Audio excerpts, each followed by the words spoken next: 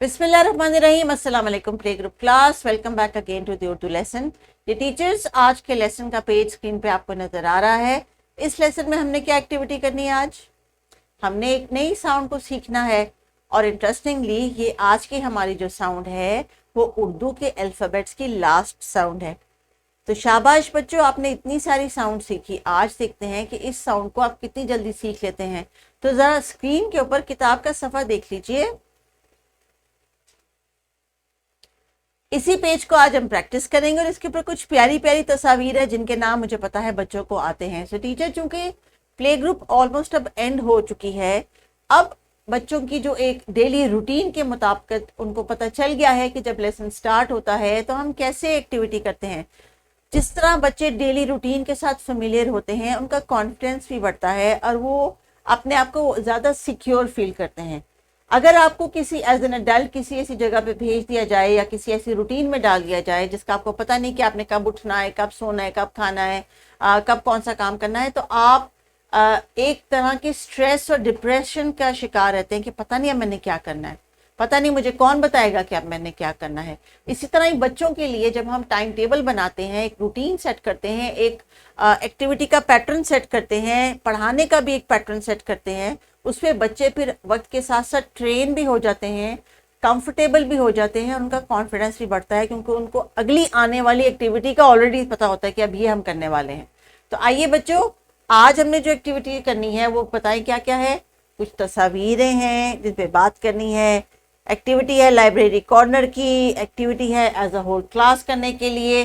तो आज हमने जितनी गपशप करनी है उसमें जो आवाज़ है उसको ढूंढना है कि वो कहाँ पे है।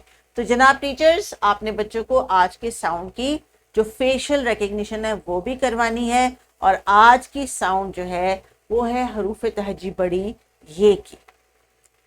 आज की साउंड के लिए टीचर्स हम कुछ इर्द गिर्द के माहौल और तस्वीर की मदद लेंगे जो किताब में दी गई है और बच्चे ज़रा गौर से इस तस्वीर की शक्ल, जो आ रही आवाज़ की शक्ल, को गौर से देख लें।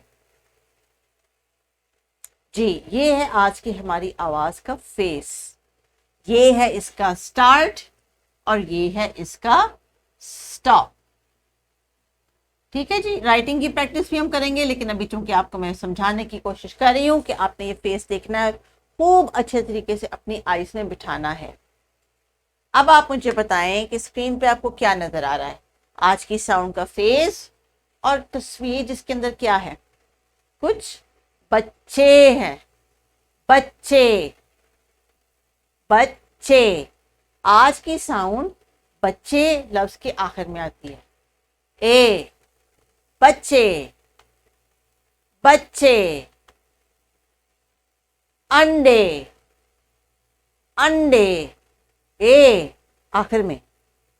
अब सोचें और कौन कौन से लफ्ज हैं, जैसे कि चूजे, तारे, ताले, दरवाजे। शाबाश। तो टीचर, अब आपके पास एक लंबी लिस्ट आने वाली है अल्फाज की। तो चलिए आप इस वीडियो को पॉज कीजिए, इस आवाज़ की रिकग्निशन के साथ साथ उसके फेस की रिकग्निशन की भी प्रैक्टिस कीजिए। फ्लैश कार्ड्स आपके पास हैं, ये स्क्रीन, ये पीपीटी आपके पास है, इसको यूज़ कीजिए। साउंड एंड फेस दोनों का जब कनेक्शन आपको लगे कि पूरी क्लास का बिल्ट हो गया है, रिकग्निशन स्ट्रांग हो गई है, फिर वापस आइए। तो देखा बच्चों, आपने जब आवाज को पहचान लिया तो खुद से कितने सारे अल्फाज आपने ढूंढ लिए जिनके आखिर में एक ही आवाज आ रही थी। तो चलिए देखते हैं कि आपको क्या इस आवाज का चेहरा आपने पहचान लिया है। चेहरे की पहचान के लिए हम क्या एक्टिविटी करते हैं?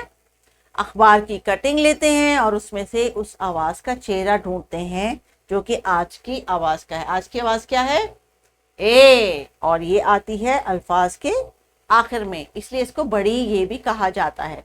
सो टीचर्स, ये आपने रिकग्निशन वाली एक्टिविटी करवानी है। उसके बाद बच्चों को आपने देने हैं छोटे छोटे पेपर कप्स, जिसमें आज ये फिर से एक नन्हा सा बीज लगा के छोटे छोटे पौधे उगाएंगे।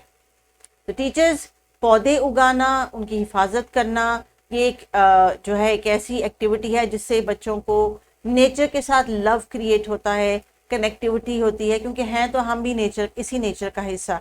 जितना हम इन दरख्तों के लिए ज़रूरी हैं उतना ही ये हमारे लिए ज़रूरी है। इनफैक्ट ये दरख्त तो ऐसे हैं जो कि 200-200 साल 500-500 साल जिंदा रहते हैं, लेकिन इंसान जो है अपने 60-70-80 साल का एक साइकिल पूरा करके चले जाते हैं।